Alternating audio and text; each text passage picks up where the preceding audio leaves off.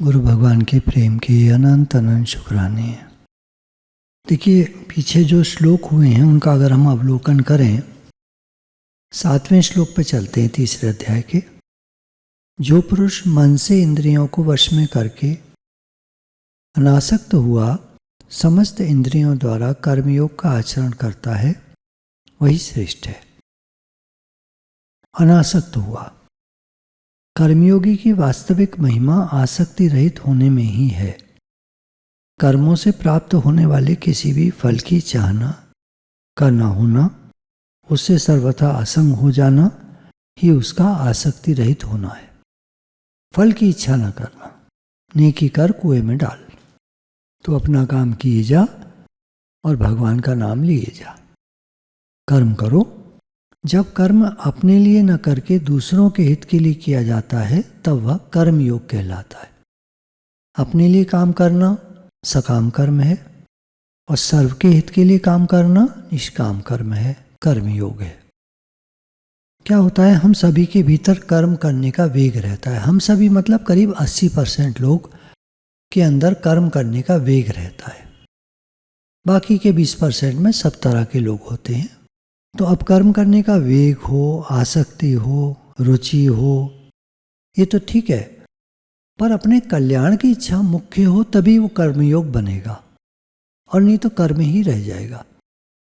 तो जो भी प्राप्त परिस्थिति है उसका सदुपयोग करता है। अपने पास जितना धन, मान, सम्मान, पैसा इत्यादि है, उसका सदुपयोग करता है।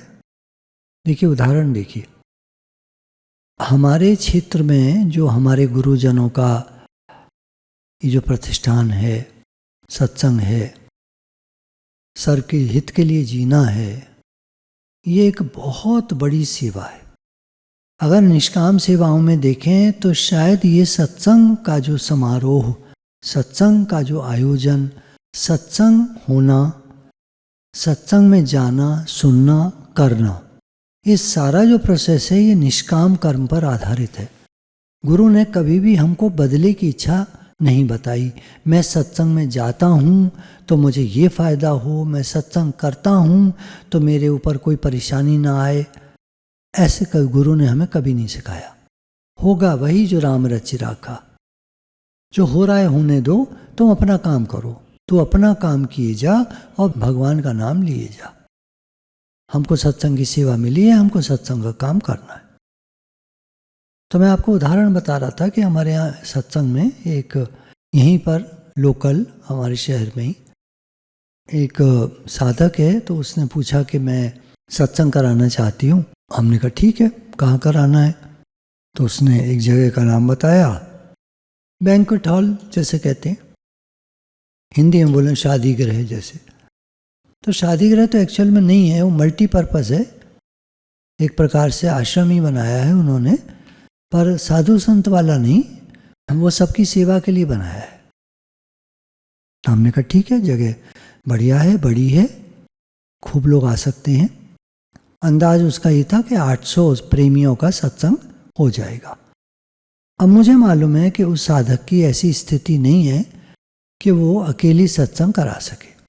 बस बीड़ा उठा लिया। भगवान बुद्ध के समय में जैसे एक लड़की बोली कि यहाँ अकाल पड़ा हुआ है, इसको दूर करने का बीड़ा मैं लेती हूँ। बड़े बड़े राजा लोग चुप बैठे हुए थे, सब लोग हंसने लगे। लेकिन जब उस लड़की ने बीड़ा उठाया, सेवा में लगी, तो चारों तरफ से राशन आने लगा और अकाल दूर हो गया। अकाल पीड़ित को जो चल रहा था वो सब दूर हो गया। तो निष्काम सेवा बहुत तरह की होती है। सत्संग की सेवा, निष्काम सेवा मेरे विचार से सबसे बड़ी है। देखिए, सबके अपने अपने विचार होते, और भगवान के विचार से भगवान ने कहीं नाम नहीं लिया है सत्संग का, लेकिन निष्काम सेवा पे बहुत जोर दिया है। कर्मयोग अर्थात निष्काम सेवा। बाकी ये कह दिया है 18वें अध्याय में कि जो मेरे इस गीता शास्त्र को सबको सुनाएगा, भक्तों में कहेगा, उसके समान श्रेष्ठ भक्त मेरा और कोई नहीं होगा, और वो मेरे लिए अत्यंत प्रिय होगा। तो अगर हम इन दोनों बातों को मिलाएं, निष्काम कर्म योग की जो बात चल रही है और भगवान की प्रियता की जो बात चल रही है, तो ये दोनों एक हो जाते हैं। अर्थात सत्संग करना भगवान को सबसे प्रिय है।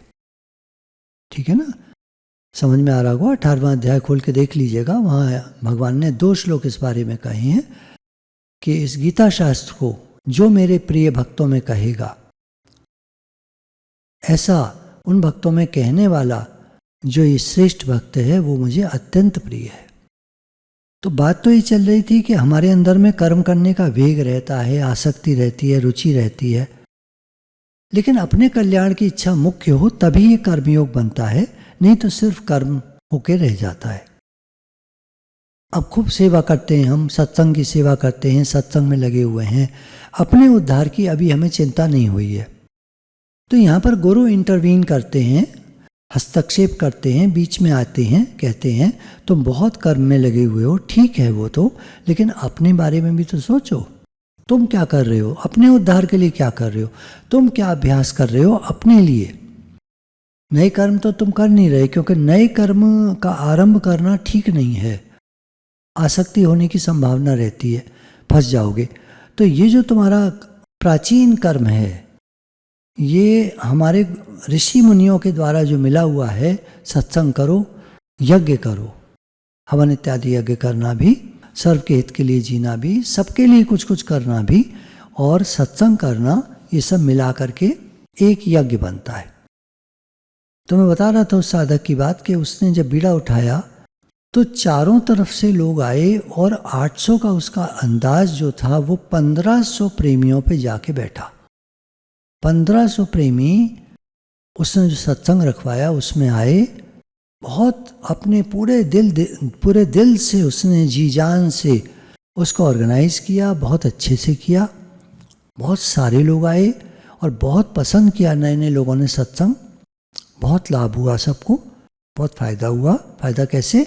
आंतरिक, उनको भगवान से प्रेम बढ़ा, शांति आई, बहुत दिन से अशांत मन शांति पा सके, और वो यज्ञ में जितना खर्चा हुआ उतना ही लगभग सबके कलेक्शन से आ गया और सारा काम हो गया।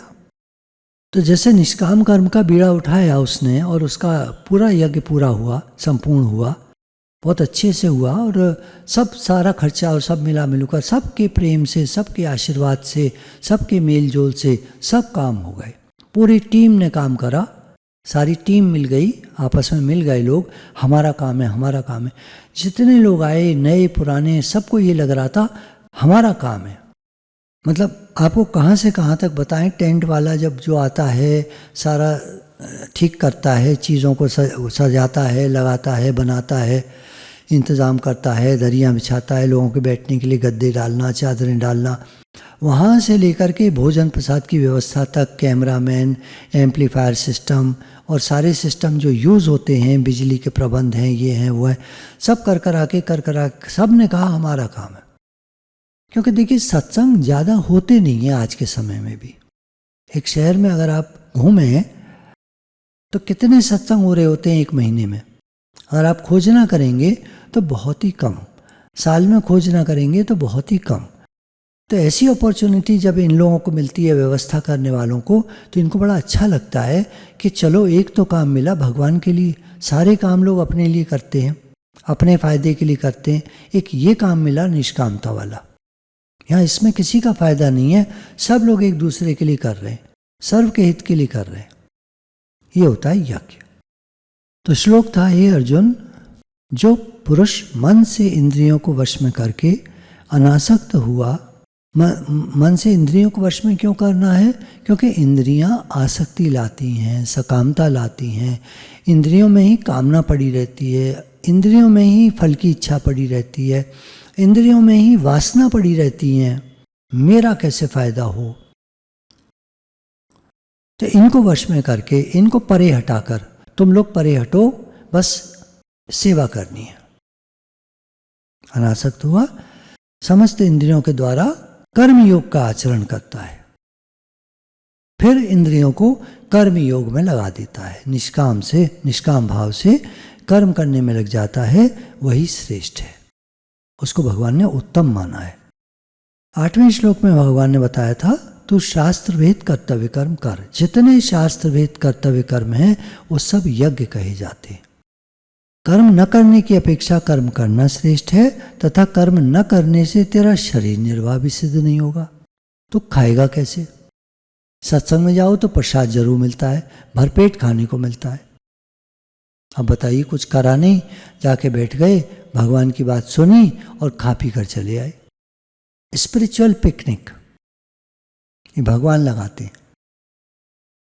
9वें श्लोक में कहा भगवान ने, यज्ञ के निमित्त किए जाने वाले कर्मों से अतिरिक्त दूसरे कर्मों में लगा हुआ ही ये मनुष्य समुदाय कर्मों से बंधता है।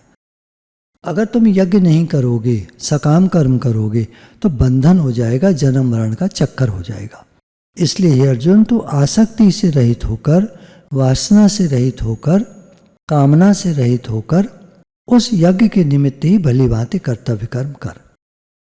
तुम्हें जो भी काम आता है उसको सेवा मान के सबके हित के लिए करो, तो तुम्हारा कर्तव्य कर्म यज्ञ हो जाएगा। अब आता है 10, 11, 12 श्लोक। प्रजापति ब्रह्मा ने कल्प के आदि में यज्ञ सहित प्रजाओं को रचकर उनसे कहा कि तुम लोग इस यज्ञ के द्वारा वृद्धि को प्राप्त हो और यह यज्ञ तुम लोगों को इच्छित भोग प्रदान करने वाला हो। तुम लोग इस यज्ञ के द्वारा देवताओं को उन्नत करो और वे देवता तुम लोगों को उन्नत करें। इस प्रकार निस्वार्थ भाव से एक दूसरे को उन्नत करते हुए तुम लोग परम कल्याण को प्राप्त हो जाओगे। यज्ञ के द्वारा बढ़ाए हुए देवता तुम लोगों को बिना मांगे ही इच्छित भोग निश्चित ही देते रहेंगे। इस प्रकार उन देवताओं के द्वारा दिए हुए भोगों को जो पुरुष उनको दिए बिना, उनको अर्पण किए बिना, जैसे भोजन आता है हमारे आगे, तो सबसे पहले हमें चाहिए कि हम भगवान को, अपने गुरुजनों को, श्रेष्ठ महापुरुषों को, जिन बड़ों को हम जानते हैं जो अब इस संसार में नहीं है, उनको, क्योंकि भोग आप उन्हीं को लगा सकते हैं जो अब शरीर से नहीं है। क्योंकि जो शरीर वाला है वो तो खाता है, पीता है, कमाता है, पैसा है, उसको क्या आप भोग लगाओगे? उदाहरण के लिए, बात पूरी नहीं बैठेगी, आपको समझाने के लिए बता रहा हूँ। तो ये जो देवता लोग हैं ये निराकार रूप से रहते हैं। इन्होंने सब कुछ हमको दिया, भगवान ने सब कुछ हमको दिया। अब हम बिना भगवान को अर्पण किए हुए खुद खा जाएं चुपचाप, तो हम चोर हो गए। तो पहले हमको जो भी मिला है उसको भगवान को अर्पण करें। हे प्रभु, आपका घर है, आपका परिवार है, आपका सब काम है, मैं आपके लिए जीता हूँ, आपके लिए खाता हूँ, सब काम आपके लिए करता हूँ। ये सब यज्ञ हो गया, अर्पण करना। तो उनको दो, अर्पण करो। उनको बिना दिए जो स्वयं भोगता है वो चोर ही है। भगवान ने उसको चोर कह दिया। तो जिनका ये निश्चय है, उद्देश्य है कि हमें चाहे जैसे भी हो भगवान से मिलना है, उनकी दृष्टि इस पर नहीं जाती कि मेरा क्या काम से दो रहा है, मेरा क्या मन है, मेरा क्या उद्देश्य है, कुछ नहीं, मुझे क्या सुख मिलेगा, ये सब ना देखकर वो भगवान की तरफ देखता है। देखिए, जब कोई तकलीफ आती है, जैसे इस समय मेरे पैरों में बड़ा पेन है, दर्द है, तो जब मैंने गुरुजी से कहा कि गुरुजी मेरे पैर में, एक पैर में बड़ा दर्द है, तो बोले तुम दर्द को मत देखो, तुम भगवान की तरफ देखो। दर्द तो है, ठीक है, धीरे धीरे ठीक हो जाएगा, जब समय आएगा ठीक हो जाएगा, तुम भगवान की तरफ देखो। तुम दर्द की तरफ देखोगे तो भगवान को भूल जाओगे। अब ये बात बहुत समझ में आई, लेकिन वही है ना, बार बार दर्द की तरफ ध्यान जाता है। पैर में दर्द हो रहा है, दर्द हो रहा है, क्या करें? तो भगवान के हिसाब से इस दर्द को भी भगवान को अर्पण कर दो। भगवान आपके लिए सहन कर रहा हूँ, मैं तो आपका हूँ, सब काम आपके लिए करता हूँ, मेरा तो जीवन आपके लिए है, सब कुछ आपके लिए है, मैं आपका हूँ। भगवान के समर्पित हो जाओ। अब भगवान कराएंगे सब। निष्काम हो जाने से भगवान कह रहे हैं वो कर्मों से नहीं बंधता, कर्म से बांधती है आसक्ति और स्वार्थ। अब आसक्ति और स्वार्थ न हो तो कर्मों से नहीं बंधता। अब जो श्लोक है कि जब संसार शुरू हुआ तो ब्रह्मा जी ने प्रजाओं को रचा, संसार को रचा, प्राणियों को रचा, और ये कहा कि तुम लोग जीवन में देना सीखना, देते रहना। तुमको जो मिला है वो सर्व के हित के लिए मिला है, और तुम भगवान के हो, तुम भगवान के समर्पित हो जाना, तुम भगवान से जुड़ जाना। तो ये हो गया कर्म योग।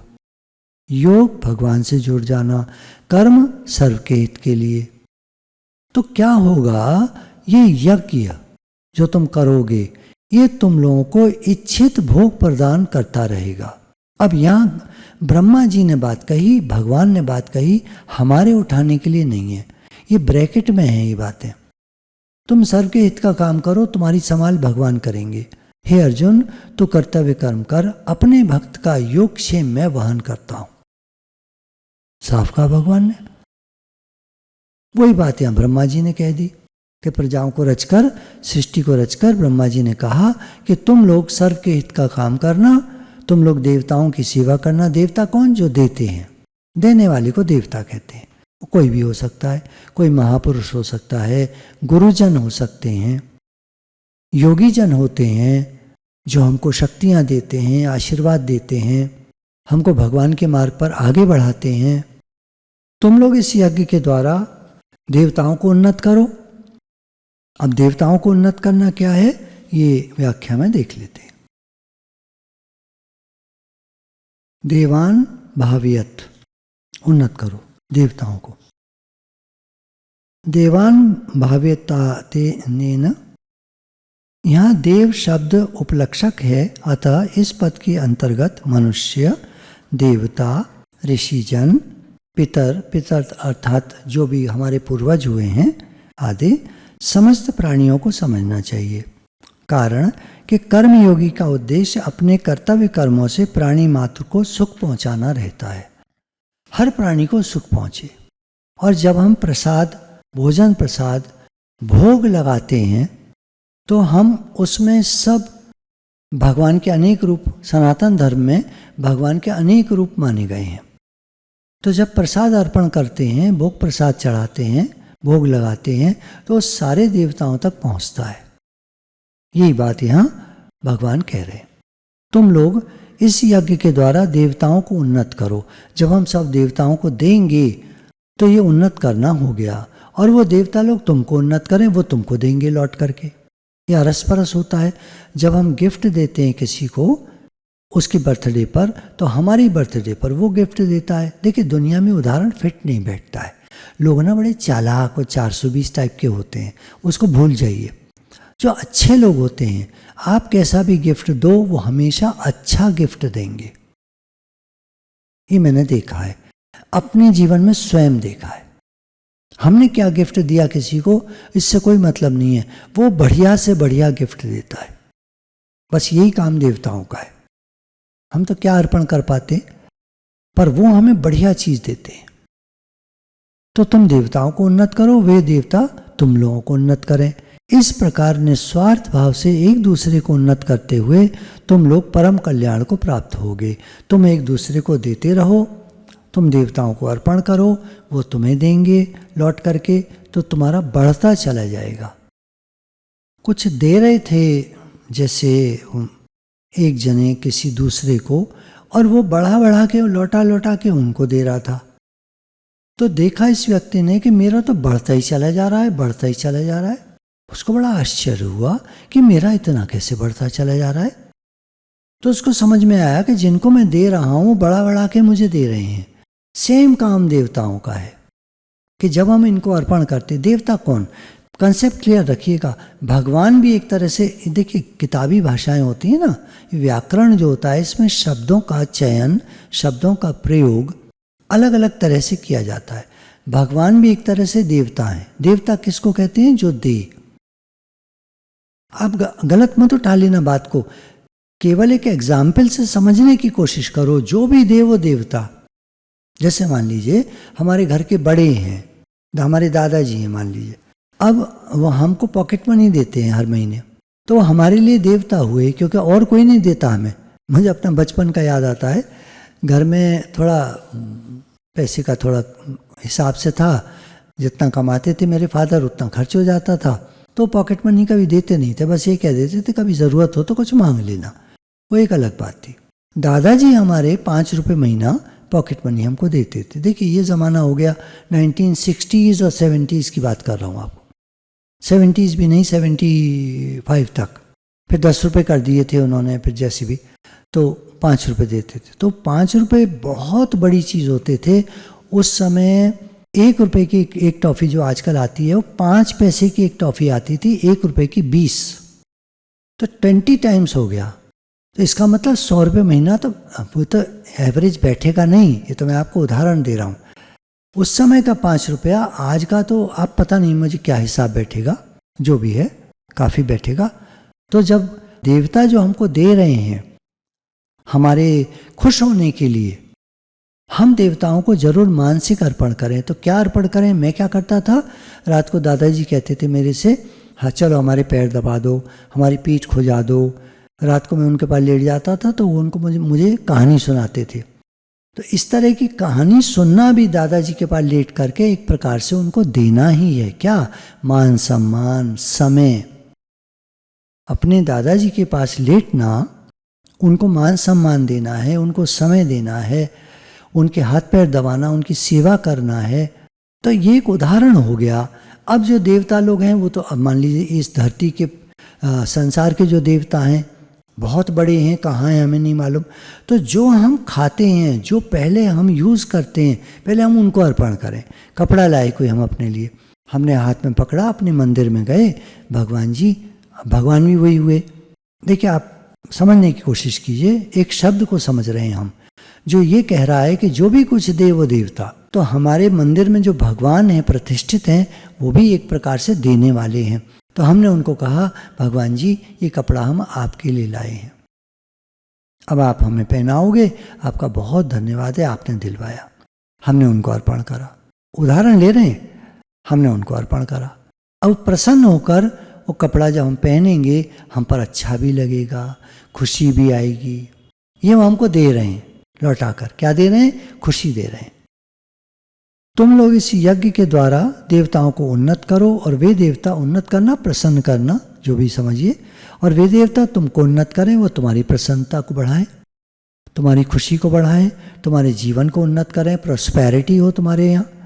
तो हर समय उनको याद करना, उनको प्रेम से। अब देवता गलत मत उठा लीजिएगा आप। जो भगवान को, आप भगवान कृष्ण को मानते हैं, राम को मानते हैं, सूर्य भगवान को मानते हैं, देवी माताओं को मानते हैं, जिनको आप मानते हैं, 5 मुख्य हैं ना हमारे यहाँ, गणेश जी हैं, शिव जी हैं, विष्णु भगवान हैं, उन्हीं में राम और कृष्ण आ गए, और सूर्य देवता हैं और देवी माता हैं शक्ति रूप से। तो 5 मुख्य हैं। आप जिनको भी मानते हैं, जैसे भी मानते हैं, आप उनको अर्पण करते रहो। हर चीज़ अर्पण, मानसिक अर्पण, जो आप लाए हो, जो भोजन है आपने उनके आगे रख दिया, भगवान जी पाइए, हाथ में टुकड़ा लिया, जैसे उनको खिला रहे हैं आप, तो अर्पण करना हो गया।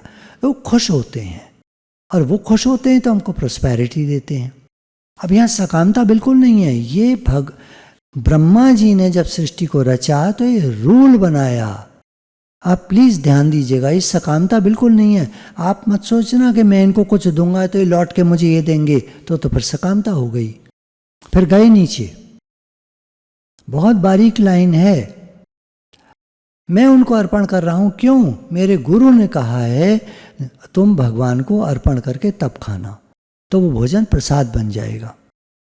इसलिए मैं भगवान जी आपको अर्पण कर रहा हूँ। मेरे गुरु ने मुझे समझाया है कि भगवान को अर्पण करके जब तुम खाओगे तो प्रसाद बन जाएगा, तुम्हारे शरीर को पुष्टि प्रदान करेगा, पॉजिटिविटी प्रदान करेगा, तुम्हारे घर में प्रॉस्पेरिटी होगी। ये सकामता नहीं है, ये नेचुरल आउटकम है, नेचुरल आउटकम है, ये प्राकृतिक अभिव्यक्ति, उत्पत्ति, यानी ऐसा है, ऐसा ही है नियम, प्राकृतिक नियम है। इसको सकामता में मत लाना, बिल्कुल मन में मत लाना कि मैं दूंगा तो मिलेगा, नहीं, ये गलत हो जाएगा। अधोगति में जाओगे, नीचे जाओगे, जन्म मरण में जाओगे। नहीं, मेरी इच्छा बिल्कुल नहीं है कि दूंगा तो मिलेगा। मेरे गुरु ने कहा है अर्पण करके खाओ, दे करके खाओ, खिला करके खाओ। ये संस्कार होते हैं हमारे। ब्रह्मा जी ने जो नियम बनाया वो अपनी जगह है, पर हमारे संस्कार अलग अपनी जगह हैं। हमारे गुरु ने दिए हैं, हमारे बड़ों ने दिए हैं, हमारे माता पिता ने दिए हैं। हमारे टीचर्स ने दिए हैं संस्कार हमको, वो संस्कार काम करते हैं। अच्छे स्कूल में क्यों पढ़ाते हैं? अच्छे संस्कार मिले। तो अगर उन देवताओं को, उन देने वालों को बिना दिए जो भोगता है वो चोर ही है। ये भगवान ने गीता में 3 अध्याय में, इसको बहुत ध्यान देने की ज़रूरत है। प्लीज़ आप सकामता मत लाइएगा, नुकसान कर लेंगे अपना। निष्कामता लाइएगा। भगवान मुझे कुछ नहीं चाहिए, आपकी खुशी चाहिए, मुझे आप चाहिए। आप मिल गए तो सब कुछ मिल गया, और आप नहीं मिले तो सब कुछ चला गया। एक दिन सब छूट जाएगा। शीशा हो या दिल हो, आखिर टूट जाता है, सब छूट जाता है। इसलिए निष्कामता की बात बहुत ज़्यादा स्ट्रेस कर रहे हैं भगवान। निष्कामी होकर रहो, तुम्हारा जीवन सुधर जाएगा, बन जाएगा, तुम्हारा उद्धार हो जाएगा।